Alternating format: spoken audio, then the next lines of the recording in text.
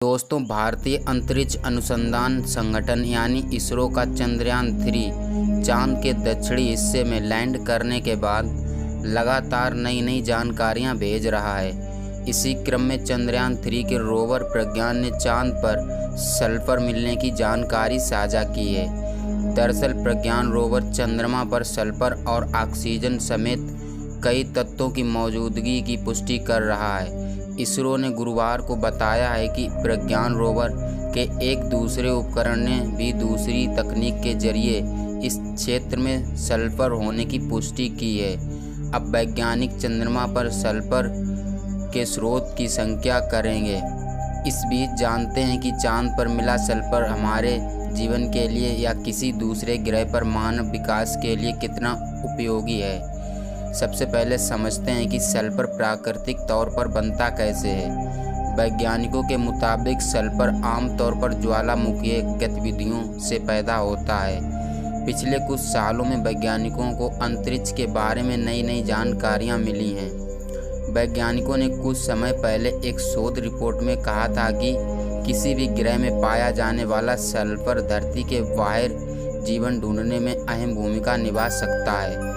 Johns Hopkins university के शोधकर्ताओं ने पता लगाया था कि सल्फर बाह्य ग्रहों में जीवन होने की संभावनाओं की पुष्टि में निर्णायक भूमिका निभा सकता है। यही नहीं, सल्फर ही इन ग्रहों के वायुमंडल के बारे में अहम जानकारी दे सकता है। दोस्तों, नेचर एस्ट्रोनॉमी में प्रकाशित एक शोध रिपोर्ट में यूनिवर्सिटी के एक असिस्टेंट रिसर्च साइंटिस्ट चाहो ही का कहना था कि जब वायुमंडल में बहुत कम मात्रा यानी 2% के आसपास सल्फर भी मिलता है तो इसका असर बहुत ज़्यादा पड़ता है। जबकि किसी बाह्य ग्रह के वायुमंडल का अध्ययन किया जाता तो ये परिवर्तन बहुत मददगार होते हैं। दोस्तों, अब तक वैज्ञानिक ये तो जानते ही हैं कि सल्फर की वायुमंडल में मौजूदगी की पृथ्वी एवं शुक्र व गुरु जैसे ग्रहों पर क्या भूमिका होती है।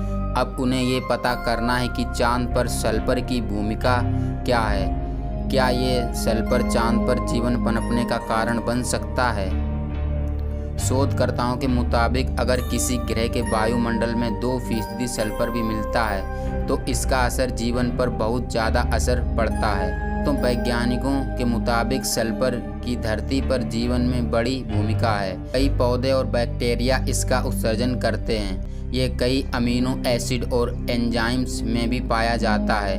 वैज्ञानिक हमेशा से सल्फर उत्पादों का उपयोग धरती के बाहर जीवन खोजने के लिए करना चाहते हैं। चांद पर मिले सल्फर पर शोध कर वैज्ञानिक ये पता करने की कोशिश करेंगे कि क्या सल्फर चंद्रमा पर जीवन की उत्पत्ति का कारण हो सकता है। इसके लिए वैज्ञानिक लैब सिमुलेशन टेक्नोलॉजी का इस्तेमाल कर सकते हैं। वहीं वैज्ञानिक को सल्फर से बनने वाले दूसरे पदार्थों के बारे में शोध करना होगा। सल्फर कोशिकाओं के निर्माण में अहम भूमिका निभाता है। ये शरीर में एंटीऑक्सीडेंट के उत्पादन में सहायक होता है। इसे ग्लूटाथिओन भी कहते हैं, जो कोशिकाओं को क्षतिग्रस्त होने से रोकता है। इसके अलावा सल्फर ऊतकों के विकास में भी मदद करता है। दूसरे शब्दों में कहें तो इंसानी शरीर को डीएनए बनाने व ठीक करने और कोशिकाओं को क्षति से बचाने के लिए सल्फर की ज़रूरत होती है। सल्फर इंसानी शरीर को भोजन को चयापचय करने में भी मदद करता है। ये प्रोटीन को पचाने व तोड़ने में भी अहम भूमिका निभाता है।